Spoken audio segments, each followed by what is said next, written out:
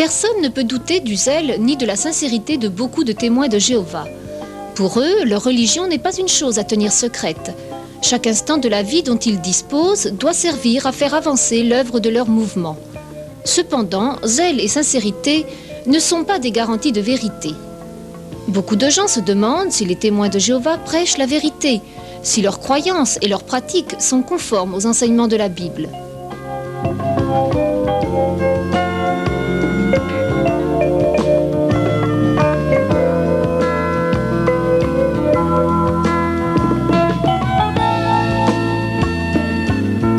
Que personne ne s'étonne si les témoins de Jéhovah sont des discuteurs imbattables.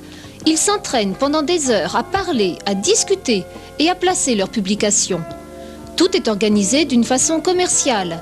Tous les chiffres de vente, d'heures de travail, de maisons visitées sont notés pour contribuer à leurs statistiques mondiales. À la fin de chaque mois, on annonce les résultats et on vante le pourcentage d'accroissement.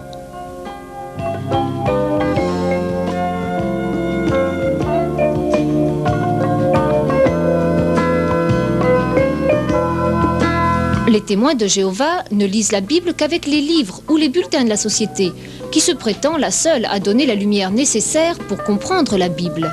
Cette vidéocassette a été réalisée pour tous ceux qui aiment la vérité et surtout la vérité biblique.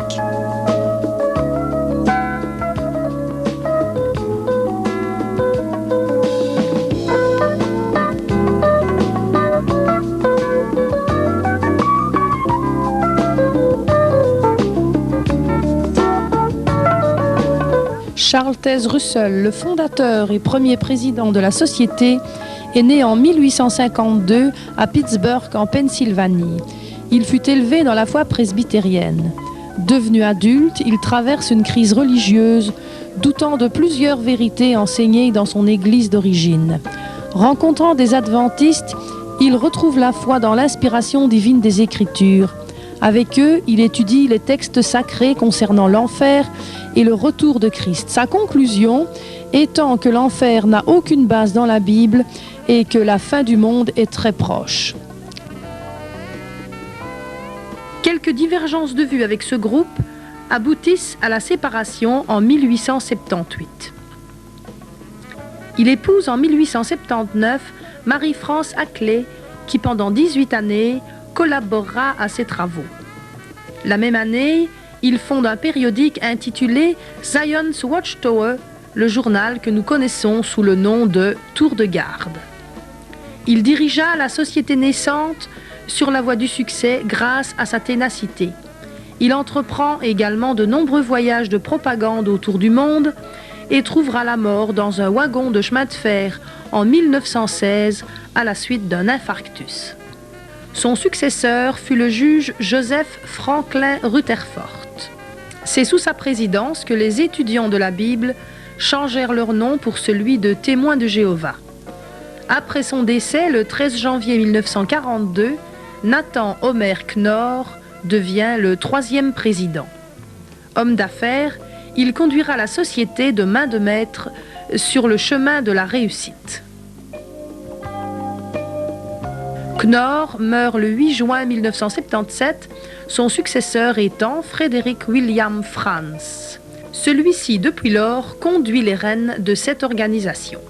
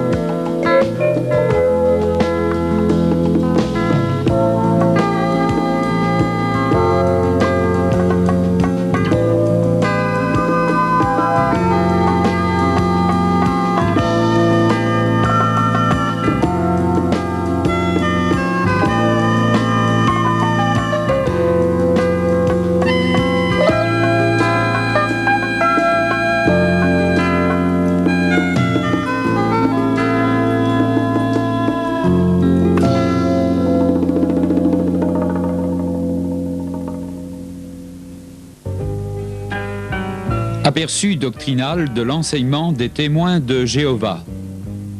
Négation de la Trinité, d'où négation de la divinité de Jésus-Christ et négation de la divinité et de la personnalité du Saint-Esprit.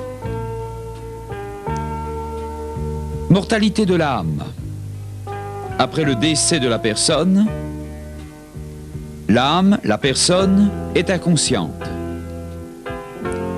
Négation d'un enfer conscient et éternel. Pour l'organisation des témoins de Jéhovah, l'enfer équivaut à la tombe. Résurrection spirituelle de Jésus-Christ. Christ n'est pas ressuscité physiquement. La présence ou le retour de Jésus-Christ s'est opéré en 1914. Il est revenu d'une manière spirituelle. Les témoins de Jéhovah enseignent que Christ n'est pas mort sur une croix, mais sur un simple poteau vertical. La terre est éternelle, elle ne sera jamais détruite. Aucune certitude concernant le salut. Obligation pour le témoin de Jéhovah baptisé d'effectuer le ministère du chant, c'est-à-dire le porte-à-porte, le colportage. Rejet de toute transfusion sanguine. Le témoin de Jéhovah ne peut pas faire de service militaire. Une objection de conscience totale. Tout anniversaire et toute fête, même chrétienne, est rejeté comme étant satanique. Pour la Société des témoins de Jéhovah, le temps des miracles est révolu. Si miracle il y a, son origine est satanique. La Société tolère le mensonge, sous l'étiquette « procédé de guerre théocratique ».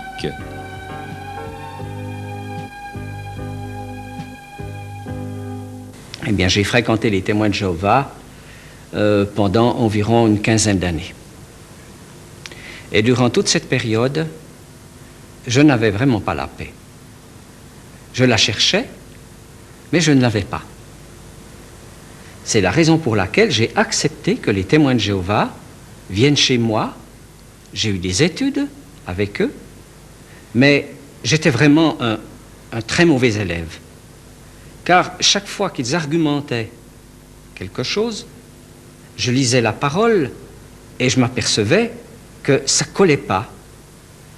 Ils prenaient dans la parole ce qui les intéressait, ils prenaient même des partis pour étayer leur théorie. On peut dire que dans ce domaine des sectes, c'est le mouvement religieux qui nous donne le plus de problèmes. Nous devons compter à peu près 22 000, plus ou moins, 22 000 témoins de Jéhovah pour l'ensemble du pays. 244 salles du royaume, Flandre et Wallonie comprises. Alors 244 salles du royaume, et je peux vous assurer que ces salles du royaume sont bien remplies. Alors je prends un exemple, des exemples concrets que je connais, ma région, je ne peux pas dire ma région d'origine, mais la région où je suis actuellement en service. Eh bien, à Morlanway, il y a une congrégation d'à peu près 700 personnes. À 3 km de là, la Louvière, une autre congrégation de plus ou moins aussi 700 personnes. À 3 km de distance.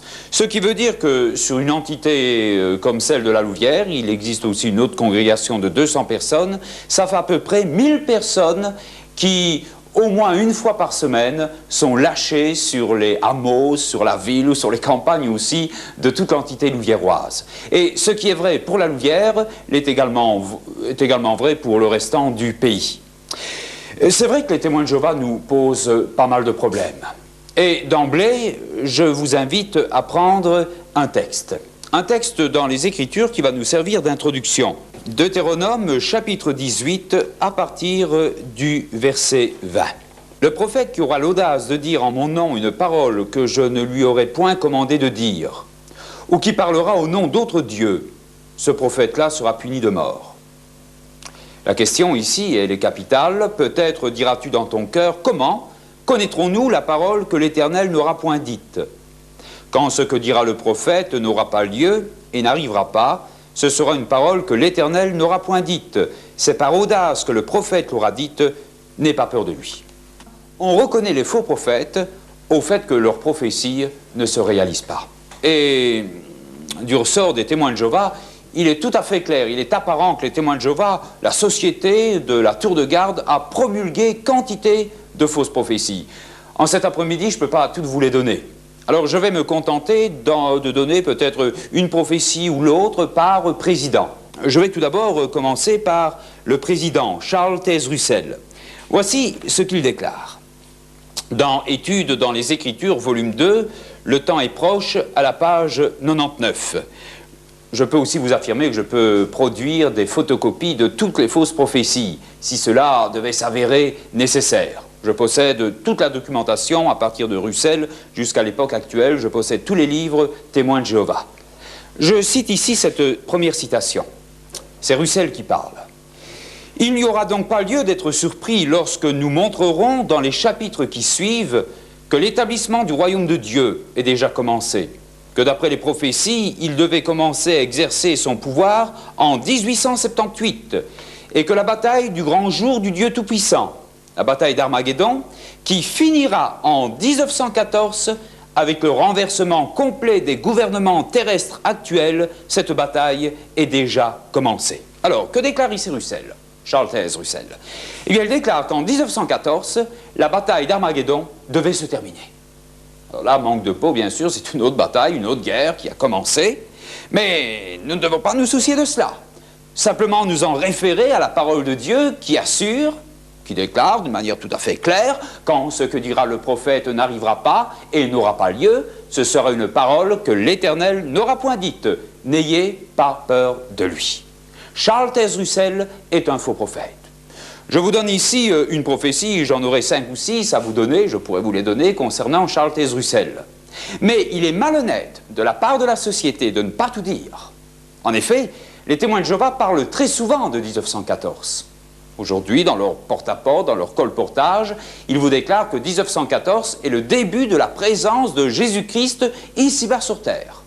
C'est une semi-vérité, parce qu'ils vous proclameront que Charles Taze Russell avait prédit, je ne dirais pas prophétisé, mais prédit cette date. Or, Charles Taze Russell a prédit 1914, mais avec toute autre chose à la clé. C'est un faux prophète. Charles Taze Russell, manifestement, est un faux prophète. Je vais passer au deuxième président. Des millions de personnes actuellement en vie ne mourront jamais. C'est écrit en 1920.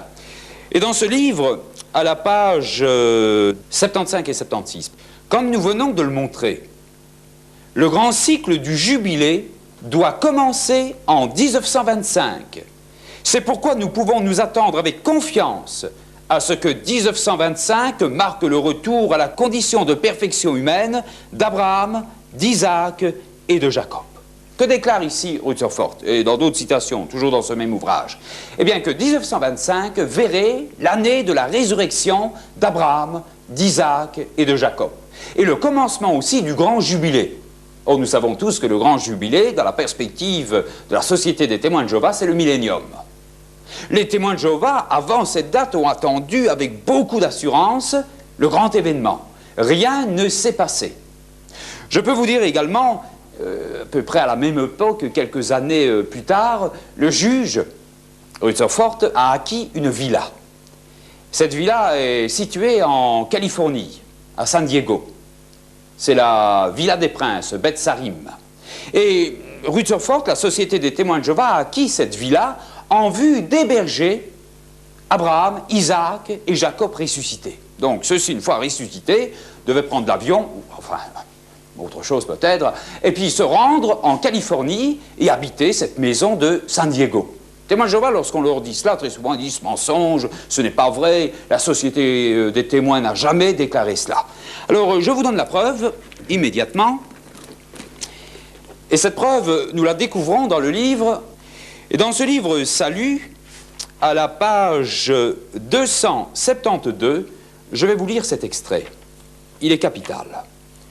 Vous avez ici une vue, ou en tout cas un dessin de cette maison, cette villa, Beth Sarim. Et voici ce que déclare le président, soi-disant prophète, des témoins de Jéhovah. Écoutez ceci. Chaque mot a son importance. En 1929, fut construite sur un petit domaine à San Diego, en Californie, une maison qui porte le nom de Beth Sarim, mot qui en hébreu signifie la maison des princes. Le but de l'acquisition de ce terrain et de la construction de cette demeure est de prouver d'une manière tangible qu'aujourd'hui, certains hommes ayant une foi absolue en Dieu, en Christ et en son royaume sont persuadés que le Tout-Puissant ressuscitera bientôt ses dévoués serviteurs des temps anciens pour leur confier la direction des affaires de ce monde. Cette propriété, qui appartient à la Watchtower Bible and Tract Society, est à la disposition du président de la société et de ses collaborateurs jusqu'au moment où elle sera remise au prince de la terre ressuscité. Il est vrai que tout ce que renferme notre planète appartiendra alors au Seigneur et que ni lui, ni les princes n'ont besoin que d'autres leur bâtissent des maisons. Mais, là c'est important, ces paroles ici prennent un relief évident. Écoutez ceci. Mais il fut reconnu qu'il était bon et agréable à Dieu d'édifier cette habitation pour rendre témoignage à son glorieux nom. Car c'est là une puissante manifestation de foi de la part de ceux qui attendent la réalisation des desseins du Très-Haut. De nombreuses personnes connaissent la destination de cette demeure. Les incrédules ont donné libre cours à leur sarcasme, mais elle n'en est pas moins un témoignage au nom de Jéhovah. Quand quelques princes ressuscités l'habiteront, les moqueurs seront confondus et la foi de ceux qui firent construire Beth Sarim sera justifiée. Que déclare ici la société? Eh bien voilà, les moqueurs ici sont en train de se gausser de cette maison. Regardez, les témoins de Jéhovah, ils font construire cette villa pour héberger Abraham, Isaac et Jacob. Mais vous verrez, déclare Rutherford, lorsque ceux-ci ressuscités viendront habiter la villa de Beth Sarim, les moqueurs seront confondus et la foi des témoins de Jéhovah sera justifiée par le Tout-Puissant. Eh bien, c'est tout à fait le contraire qui s'est passé. En 1942, à la mort du juge, gêné sans doute par cette maison, par cette villa, la société va s'empresser de la revendre. Et vraiment, Dieu ne manque pas d'humour, c'est un médecin évangélique, le docteur Cham, qui va la racheter. Et cette maison est toujours en la possession d'un docteur, donc un docteur évangélique, le docteur Cham. Mais ce qui est important, et nous devons retenir, quand ce que dira le prophète n'arrivera pas et n'aura pas lieu, ce sera une parole que l'Éternel n'aura point dite. J'ai quantité d'autres fausses prophéties concernant le juge Rutherford, mais celle-ci nous prouve que manifestement, cet homme n'était pas envoyé par Dieu. Avant de passer à une fausse prophétie beaucoup plus récente, je voudrais peut-être mentionner quelque chose d'assez humoristique, mais je m'en voudrais de ne pas le citer. Vous savez que la Bible déclare que ce sont par nos paroles que nous serons condamnés. Par nos paroles ou par ceux que nous écrivons également. Et dans une tour de garde, le périodique officiel de la société, dans une tour de garde datant de l'année 1966, à la page 234, nous avons découvert ce texte. C'est l'organisation qui parle, ce n'est pas Christian Piette. Écoutez, certes, un diable a deux cornes, aux pieds fourchus, des pieds de bouc. Et à la queue pointue, n'existe pas. Une telle créature est le produit d'artistes arriérés, de peintres et de personnes peu évoluées sur le plan religieux. Que déclare l'organisation? Bien, elle déclare que ceux qui se représentent, le diable, vous savez, la forme, l'image d'Épinal, un diable avec des ailes de chauve-souris, queue fourchue, des pieds de bouc, des cornes sur la tête. Eh bien, ceux qui se représentent le diable de cette manière, ce sont des gens peu évolués dans le domaine religieux. Et je précise, c'est l'organisation des témoins de Jéhovah qui l'affirme, par le biais de son périodique. Il y a quelques années, parce qu'il y a déjà quelques années que nous avons découvert cette citation, lorsque j'ai vu cela, j'ai dit, il ne ment pas de culot là, hein, le chef de l'organisation. Et tout de suite, j'ai été repêché un ouvrage de Russell, le fondateur des témoins de Jéhovah. Cet ouvrage est intitulé « Le photodrame de la création ». Et dans ce photodrame de la création, nous avons une image où le diable est en train de converser, j'allais dire conserver, de converser avec un étudiant en faculté. Un étudiant en faculté de théologie protestante. Alors je ne sais pas si vous voyez, mais il y a la queue du diable, du malin, qui vient s'enrôler autour de la jambe du pauvre étudiant. Il a des cornes. Ses pieds de bouc, on ne les voit pas parce qu'il a des petits chaussons, le diable. Mais il n'y a rien à faire, c'est par nos paroles que nous serons condamnés. La société a déclaré que ceux qui se représentaient le diable de cette manière étaient des personnes peu évoluées dans le domaine religieux. Voyez l'incidence de ces paroles. Ce n'est pas tout. J'ai ici un autre livre intitulé « Richesse ». Et ce livre est l'œuvre du deuxième président, le juge Rutherford. Et voici ce que nous découvrons. La page 149, vous avez une scène édénique où nous avons Adam et Ève, et à l'arrière-plan apparaît le diable. Alors là, il n'y a pas de problème. Il a ses cornes, il a ses pieds de bouc, il a ses ailes de chauve-souris. Ce qui veut dire que le président, le deuxième président des Témoins de Jéhovah, est une personne peu évoluée dans le domaine religieux. Nous en déduisons que de 1872 jusqu'à 1942, l'organisation des Témoins de Jéhovah a été conduite par des personnes peu évoluées dans le domaine religieux.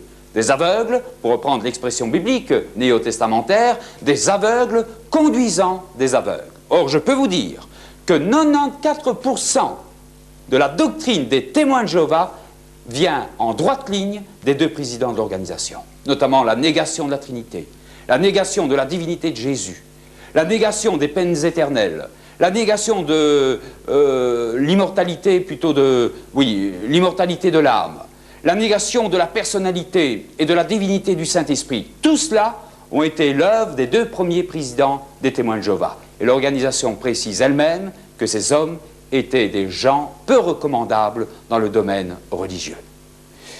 La petite parenthèse étant tirée, nous allons maintenant passer à la troisième fausse prophétie. Et cette troisième fausse prophétie est aussi capitale. Il s'agit de la fameuse date de 1975.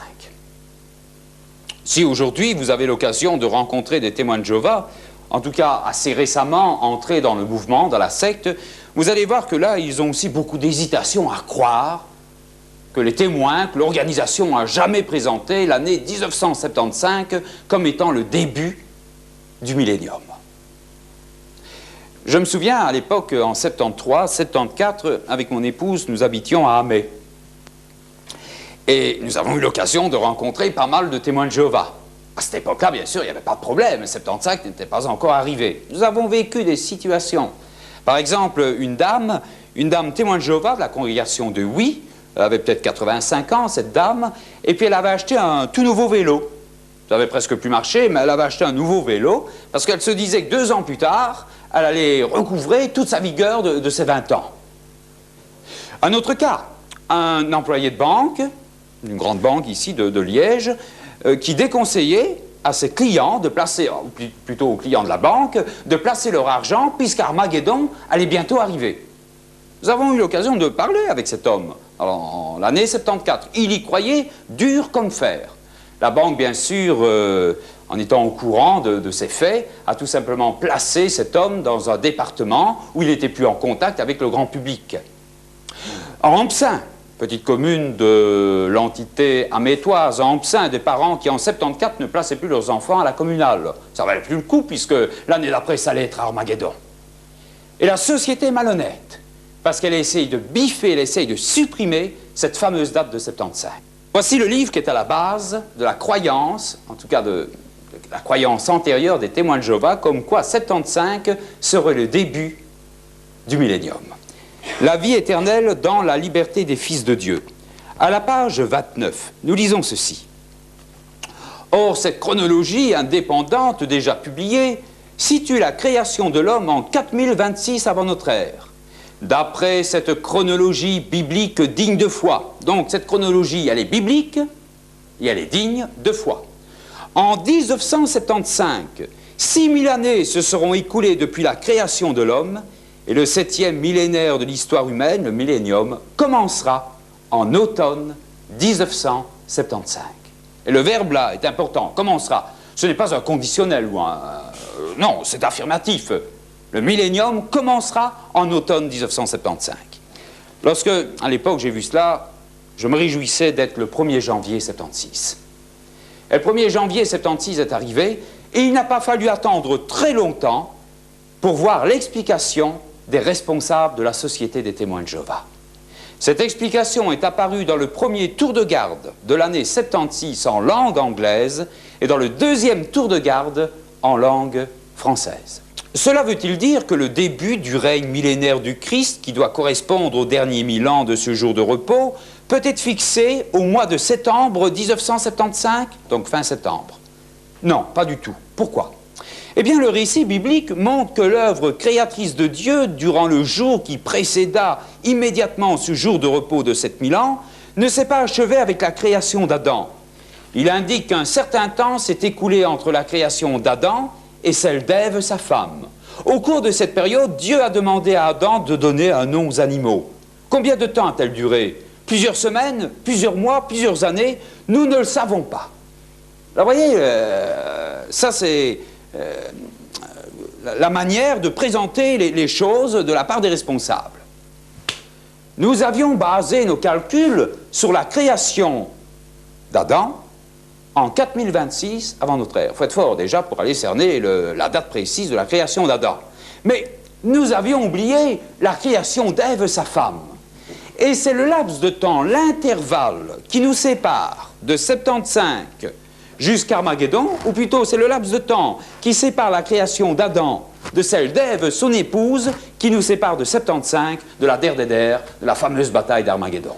Et les témoins de Jéhovah, je dis d'une manière générale, ont gobé cette explication sans jamais aller vérifier si d'une manière ou d'une autre, on ne les avait pas trompés.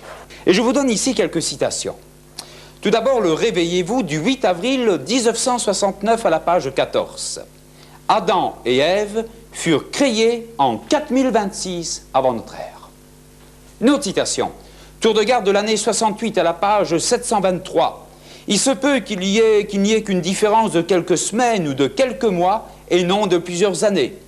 Tour de garde du 15 août 68, page 496. Il était logique qu'il crée Ève peu de temps après Adam, peut-être quelques semaines ou quelques mois plus tard, dans la même année, en 4026 avant notre ère. Alors nous constatons que l'explication des témoins de Jéhovah est aussi une explication trompeuse, mensongère. Si, ils savaient à quel moment Ève et Adam ont été créés. Ils trompent leurs adeptes. Mais la Bible nous déclare ceci. Quand ce que dira le prophète n'arrivera pas et n'aura pas lieu, ce sera une parole que l'Éternel n'aura point dite. Nous avons déjà les preuves suffisantes, même en ne parlant pas de doctrine, même en ne parlant pas de Trinité, de divinité de Christ, ou d'autres sujets. Nous avons déjà la preuve que l'organisation des témoins de Jéhovah n'est pas une organisation qui est conduite par le Saint-Esprit de Dieu. Première grande preuve. Deuxième grande preuve, eh bien, c'est la question de la falsification des Écritures. Et en guise d'introduction, je vous donne un texte dans la deuxième épître de Pierre au chapitre 3, et au verset 16. Et voilà la mise en garde de l'apôtre. Il parle de Paul, et il dit ceci. C'est ce qu'il fait dans toutes les lettres où il parle de ces choses dans lesquelles il y a des points difficiles à comprendre, dont les personnes ignorantes et mal affermies tordent le sens, comme celui des autres Écritures pour leur propre ruine. L'apôtre Pierre est ici très clair. Il déclare qu'il existera, qu'il existait déjà des individus, ou peut-être même des sociétés, des organisations qui vont tronquer, falsifier en quelque sorte le sens des Écritures, le sens de la Sainte Bible. Et nous devons constater en effet que lorsque nous feuilletons les versions éditées, produites par l'organisation des témoins de Jéhovah, nous devons vérifier et nous constatons que les témoins de Jéhovah ont falsifié quantité de versets. Alors je vous donne ici les quelques traductions sorties des presses des témoins de Jéhovah. Tout d'abord, en 62, en français, un Nouveau Testament intitulé « Les Écritures grecques chrétiennes, traduction du monde nouveau ». Nouveau Testament. Quelques années plus tard, ça c'est l'édition de Luxe avec onglet, en 74, il existe aussi une version de couleur verte, les Saintes Écritures, traduction du monde nouveau. Et puis alors deux autres versions, mais c'est surtout pour les témoins de Jéhovah anglophones, une version anglo-grecque du Nouveau Testament, celle-ci, et une autre version anglo-grecque intitulée La Diaglotte. Vous pouvez acquérir ces versions au prix de 100, 120 francs. Alors, la question doit se poser, est-ce que la version des témoins de Jéhovah est honnête, digne de confiance? C'est oui, on s'incline. Sinon, eh bien, nous devons alors constater que les témoins de Jéhovah sont conduits par un esprit de mensonge. Et je vais vous donner ici quelques exemples très clairs où les témoins de Jéhovah ont falsifié le sens des Écritures. Et vous allez remarquer que très souvent, il s'agit dans ce cas de versets qui ont trait à la divinité de Jésus-Christ. Le premier texte, je vous invite à prendre, si vous avez vos versions avec vous, dans l'évangile de Jean, au chapitre 8, et au verset 58. Alors moi ici, j'ai la version du Monde Nouveau. Vous pouvez aller vérifier dans des versions catholiques. Je ne sais pas si quelqu'un a une version catholique ici. Dans des versions protestantes, vous allez voir, ou des versions étrangères, vous allez voir que toutes les versions sont tout à fait claires. On met là-bas le verbe au présent. Et voici ce qu'il nous est dit. Jésus leur dit, en toute vérité, je vous le dis, avant qu'Abraham soit venu à l'existence, dans la version des témoins de Jéhovah, j'étais. Dans cette version ici, j'ai été. Là, un passé composé, puis ici, un imparfait. Dans vos versions second ou dans d'autres versions, vous avez un présent d'indicatif. Tout à fait clair. Comment maintenant savoir si c'est un imparfait ou un présent? Bien, c'est le texte d'origine, le texte grec, qui doit pouvoir nous éclairer. Et je ne vais pas prendre un texte édité par des catholiques ou des évangéliques, des protestants. Je vais simplement me fier au texte grec, qui est quand même là assez raisonnable, au texte grec produit par les témoins de Jéhovah. Et je vais vous donner ce texte. Jean, chapitre 8, verset 58. Prime Abraham genestai ego emi. Vous avez ici ego emi. Là, ego emi. Je suis. Et juste en dessous, dans la traduction mot à mot en anglais, vous avez I am. Pour tous, nous avons fait peut-être un petit peu d'anglais, nous savons qu'I am, bien sûr, c'est le présent je suis. Mais lorsque vous allez dans la marche, ici sur le côté, ils ont été placés I have been, j'ai été. Vous allez dire, mais monsieur Pied, mais vous coupez les cheveux en quatre. Quelle importance que ce soit un imparfait ou un présent, c'est capital.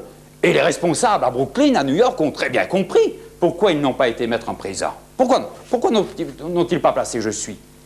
Bien parce que Jésus cite ici des paroles ineffables. Dans Exode 3,14, lorsque Moïse est appelé par Dieu, il va lui demander « mais quel est ton nom ?»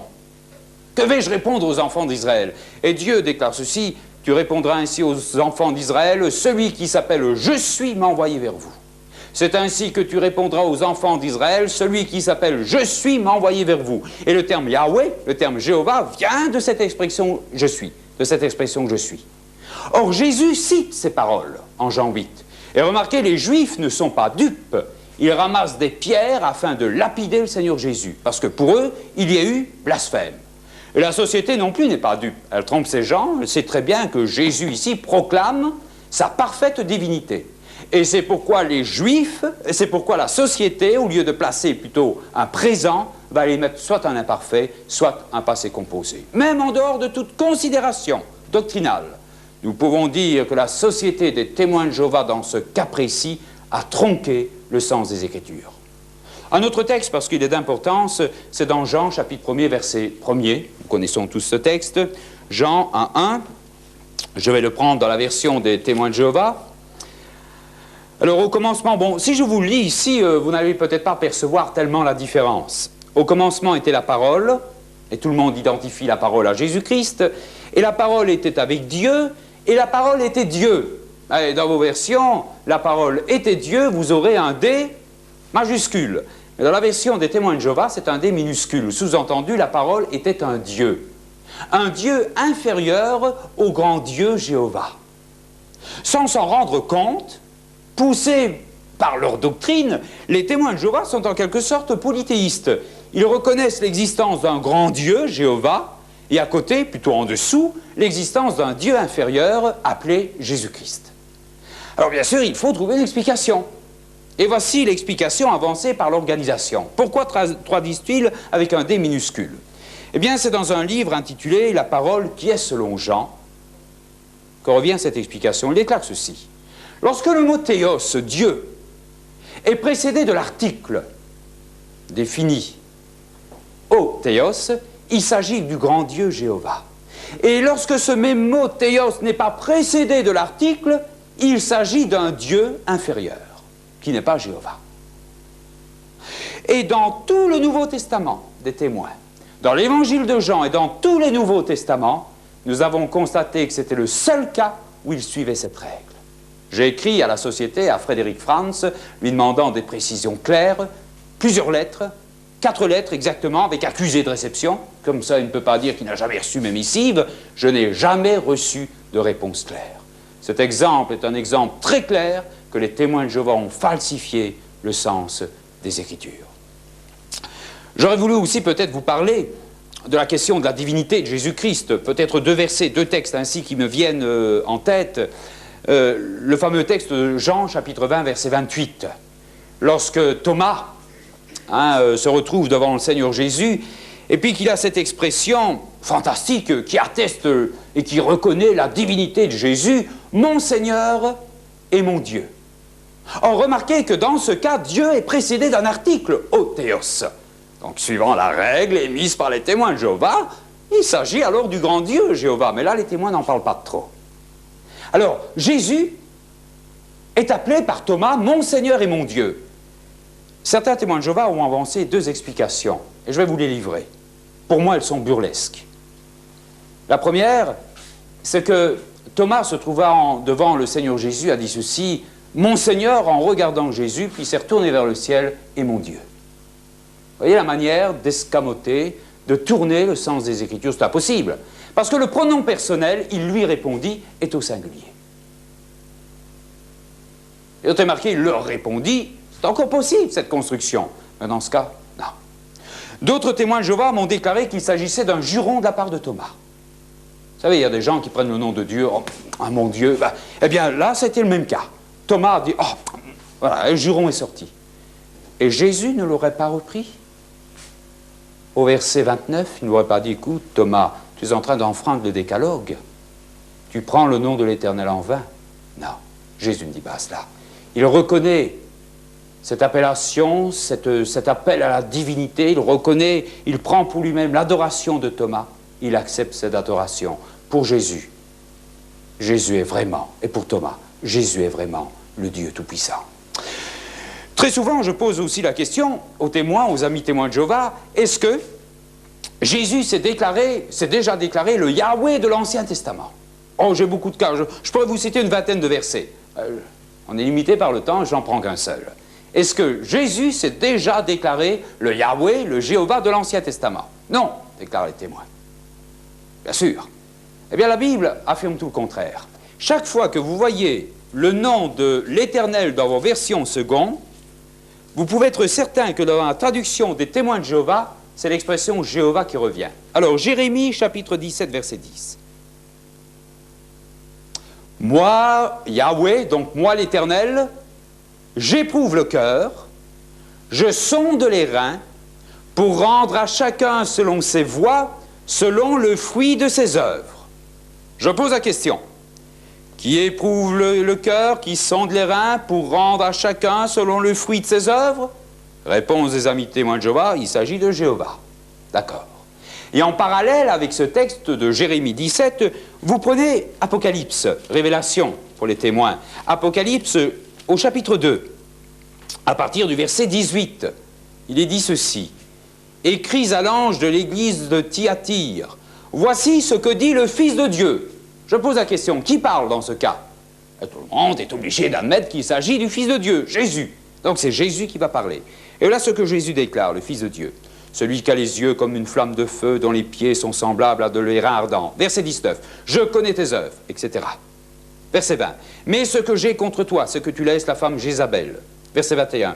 Je lui ai donné du temps afin qu'elle se repente. Verset 22. Voici, je vais la jeter sur un lit. Verset 23. Je frapperai de mort ses enfants et toutes les églises connaîtront que je suis celui qui sonde les reins et les cœurs et je rendrai à chacun de vous selon ses œuvres. Ce texte est sublime, d'une clarté fantastique.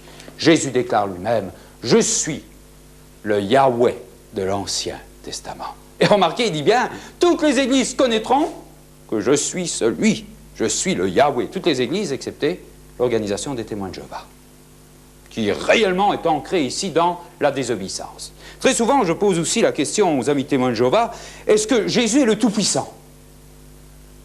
Ah non, il n'est pas le Tout-Puissant.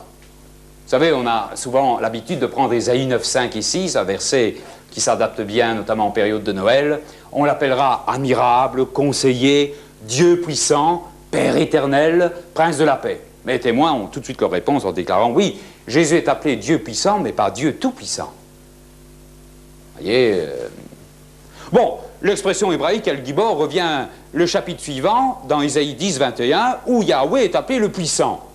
Ça ne prouve rien, ni d'un côté, ni de l'autre. Et je pose la question, est-ce que Jésus est le Tout-Puissant? Et jusque maintenant, les témoins m'ont toujours affirmé, non, Jésus-Christ n'est pas le Tout-Puissant. Alors je prends ici leur diaglotte. Vous voyez, vous avez ici l'adresse de toutes les filiales. Et puis dans cette diaglotte, je prends l'expression Tout-Puissant, en anglais Almighty. Il est dit ceci, capable de faire toutes choses, un attribut de la divinité, également pour le Jésus glorifié. Vous voyez qu'ils reconnaissent, sans s'en rendre compte, que Jésus est le Tout-Puissant. Peut-être deux autres versets qui ont leur importance, ou plutôt deux autres points qui ont leur importance, c'est capital à mon sens. Je pose souvent cette question aussi aux amis témoins de Jéhovah, est-ce que vous priez Jésus? Ils réfléchissent un temps, ils disent non, nous ne prions pas Jésus. Ils ont raison, si réellement Jésus n'est pas Dieu, on ne peut pas prier Dieu. On ne peut pas prier plutôt Jésus. Si Jésus n'est qu'une créature, même la première des créatures, on ne peut pas prier Jésus-Christ. La Bible déclare qu'on ne peut prier que Dieu. Et les témoins de Jéhovah ont très bien compris. Parce que si on prie Jésus, si on lui parle directement, ils doivent en déduire que Jésus est Dieu. Alors dans leur doctrine, ils assurent, ils affirment qu'effectivement, Jésus n'est jamais prié. Je vais vous donner ici peut-être un exemple très précis de citation émanant du groupe. Voilà ce qu'ils déclarent. La prière faisant partie de notre culte, elle ne devrait être adressée qu'à Jéhovah. C'est dans le livre « Vous pouvez vivre éternellement sur une terre qui deviendra un paradis » à la page 228. On ne peut prier que Dieu, pas Jésus-Christ. Je leur dis, chers amis, ou chers amis, s'il est seul, c'est plutôt rare puisqu'ils vont deux par deux. Chers amis, imaginez vous sortiez de la maison et que vous fassiez renverser par une voiture. Et vous êtes en train de mourir petit à petit sur le macadam. Est-ce que vous êtes prêt à adresser votre prière à Jésus-Christ et à lui dire « Seigneur Jésus, reçois mon esprit ». Et invariablement, pourtant voici déjà 14 ans que je débat avec eux, invariablement, les témoins de Jéhovah m'ont toujours affirmé « Non, nous ne ferons jamais une pareille prière ». Alors tout de suite, il y a un verset qui saute aux yeux, c'est le texte de Actes au chapitre 7, Actes chapitre 7, où il est dit ceci, c'est avec le texte « La lapidation d'Étienne », Acte 7, verset 58. Ils le traînèrent hors de la ville et le lapidèrent. Les témoins déposèrent leurs vêtements aux pieds d'un jeune homme nommé Saul. Ils lapidaient Étienne qui priait et disait « Seigneur Jésus, reçois mon esprit ». Puis s'étant mis à genoux, il s'écria d'une voix forte « Seigneur, ne leur impute pas ce péché ». Et après ces paroles, il s'endormit. Mauvais témoin de Jéhovah, Étienne. Il aurait été exclu à cause de cette attitude. Il y a d'autres versets qui attestent que Jésus priait. Bon, la fameuse écharde de l'apôtre Paul, que nous déclare l'apôtre Paul dans 2 Corinthiens chapitre 12, versets 8 et 9. « 3 fois j'ai prié le Seigneur de l'éloigner de moi. Il m'a dit, ma grâce te suffit, car ma puissance s'accomplit dans la faiblesse. Je me glorifierai donc bien plus volontiers de mes faiblesses, afin que la puissance de Christ repose sur moi. » Paul aurait été exclu de l'organisation des témoins de Jéhovah. L'Apocalypse, Jean, tout à la fin, quelle est sa dernière prière? Viens, Seigneur, Jésus. C'est une prière, Jésus est glorifié pourtant. Il aurait été exclu de l'organisation des témoins de Jéhovah. La Bible ne connaît absolument pas la position de la société. Une autre question aussi que je leur pose, et elle est étroitement liée avec cette première question, est-ce que vous adorez Jésus? Et en effet, si on adore Jésus, c'est que Jésus est Dieu, puisqu'on ne peut pas adorer la créature. Il est écrit, tu adoreras le Seigneur ton Dieu, et à lui seul tu rendras un culte. Tu adoreras le Seigneur ton Dieu, Luc 4, 8. Lui seul. Dieu est le seul à être adoré. Or, la Bible précise que Jésus est adoré. Alors, les témoins de Jéhovah doivent trouver une explication. Et dans leur version, voici de quelle manière ils rendent le verbe adorer. C'est l'expression rendre hommage. Vous savez, il y a un monde de différence entre adorer et rendre hommage. Alors, dans cette version, ils ont placé dans Hébreux 1,6, quand il introduit de nouveau son premier-né sur la terre habitée, il dit que tous les anges de Dieu l'adorent. Donc les anges adorent Jésus. Dans cette version de 74, c'est l'expression rendre hommage, que tous les anges de Dieu lui rendent hommage. Mais dans cette expression, dans cette traduction de 62, ils ont laissé l'expression adorer. C'est fantastique, une contradiction manifeste entre les deux versions. Alors, il n'y a aucun problème. En grec, c'est proskuneo. Et c'est ce même verbe qui revient dans Luc 4,8. Pourquoi est-ce que les témoins laissent adorer dans Luc 4,8 lorsqu'il s'agit du Père, et que ce même verbe proskuneo est rendu par rendre hommage lorsqu'il s'agit du Fils? Alors, voici l'explication. Tour de garde du 1er septembre 1971 à la page 543. Concernant Matthieu 1,6, si on préfère traduire par adorer, il faut alors comprendre que cet acte d'adoration n'est que relatif. Et hop, envoyez la soudure. Donc, lorsqu'on adore Jésus dans la Bible, comprenez, dit la société, que l'acte d'adoration qui est donné, dédié à Christ, n'est que relatif. Et témoin de Jéhovah l'accepte. Mais dans un autre bouquin, Éprouvé de toutes choses, à la page 181, je trouve ceci: il est interdit de pratiquer l'adoration relative. C'est une contradiction manifeste. L'apôtre Paul déclare que Dieu, c'est dans sa deuxième épître aux Corinthiens, Dieu n'est pas le Dieu de la confusion. Or, il est manifeste que la société, dans tout ce qu'elle enseigne, dans tout ce qu'elle déclare, est une société qui conduit à la confusion.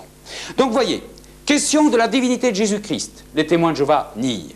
Question de l'autorité des Écritures. Les témoins de Jéhovah déclarent que, plutôt, falsifient le texte des Écritures. Question des fausses prophéties. Les témoins de Jéhovah, la société a édicté quantité de fausses prophéties qui ne se sont jamais vérifiées. Nous avons ici 3 preuves incontestables, et je n'ai pas soulevé tous les points. Nous avons 3 preuves incontestables que la société des témoins de Jéhovah n'est pas conduite par le prince de la lumière. La question du salut. Je vous cite maintenant la tour de garde du 1er mai 1968 à la page 259. Il n'existe pas de chemin facile menant au salut. Celui-ci ne s'obtient que par des efforts vigoureux. Voyez quel contraste avec le salut reçu par grâce. Don gratuit de Dieu, non. Le salut ne s'obtient que par des efforts vigoureux. Ces vigoureux efforts contrastent tout à fait avec le point de vue facile que beaucoup ont adopté à propos du christianisme pour obtenir le salut.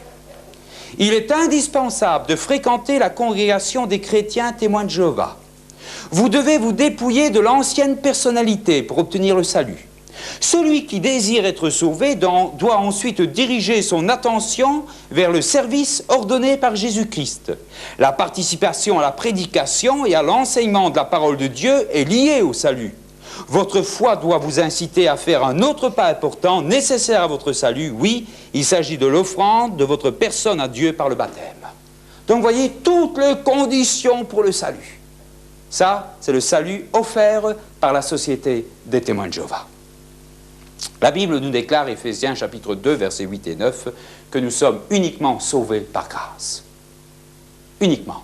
Écoutez, c'est un cadeau de Dieu. C'est un don de Dieu. Lorsque je donne un don, lorsque je fais un cadeau à mon fils, je n'attends rien en retour.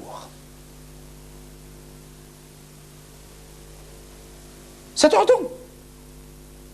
Je ne dois pas le payer. Mon salut ne se monnaie pas.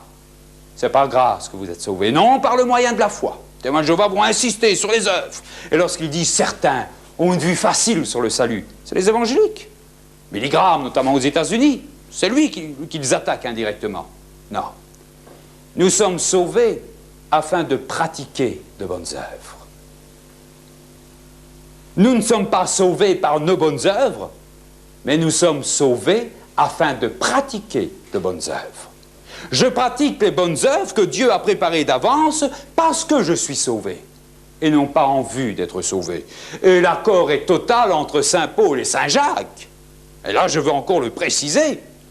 Un salut, ou plutôt une foi qui ne fait rien, une foi qui ne se démontre pas par des œuvres, est une foi morte. Il y a beaucoup de gens qui déclarent appartenir à Dieu, qui déclarent aimer Christ et Dieu et qui ne font jamais rien pour Dieu. Si nous sommes réellement animés de cette foi salvatrice, nous allons nous mettre au service de notre Église, au service de Dieu. Mais nous n'aurons pas toujours cette guillotine, ce glaive au-dessus de la tête. Est-ce que j'ai pratiqué assez? Est-ce que j'ai fait assez pour Dieu? J'ai déjà reçu mon salut. Vous voyez, le salut, eh bien, donné par Dieu, et nous avons l'assurance de ce salut. Déjà au moment où nous donnons notre vie entre les mains du Seigneur, où nous l'acceptons par la foi. Aux amis témoins de Jéhovah, et aux autres d'ailleurs, nous pouvons tout simplement leur dire que ce n'est jamais une organisation qui va les sauver. La Bible déclare en effet, en Actes chapitre 4, verset 12, que le nom de Jésus-Christ est le seul nom qui était donné parmi les hommes par lequel nous puissions être sauvés. Chers amis, avez-vous l'assurance que vos péchés ont été pardonnés? Chers amis, avez-vous l'assurance que vos péchés ont été couverts par le sang de Jésus-Christ? Dans la négative, je vous inviterai tout simplement à reconsidérer votre voie et à redécouvrir le Christ tel qu'il apparaît dans les Écritures. Il a tout fait pour vous. Il a pu dire en mourant sur la croix, tout est accompli. Il vous aime tel que vous êtes. Et dans votre situation présente, je vous invite simplement à vous approcher avec confiance de lui et à le laisser agir dans votre vie. Acceptez-le. Que Dieu bénisse votre décision. Nous vous en supplions, nous vous en supplions, au nom de Jésus-Christ. Soyez avec Dieu, réconciliés. Soyez avec Dieu, réconciliés. Nous vous en supplions, nous vous en supplions, nous vous en supplions, au nom de Jésus-Christ, au nom de Jésus-Christ, au nom de Jésus-Christ. Car le don gratuit de Dieu, c'est la vie éternelle.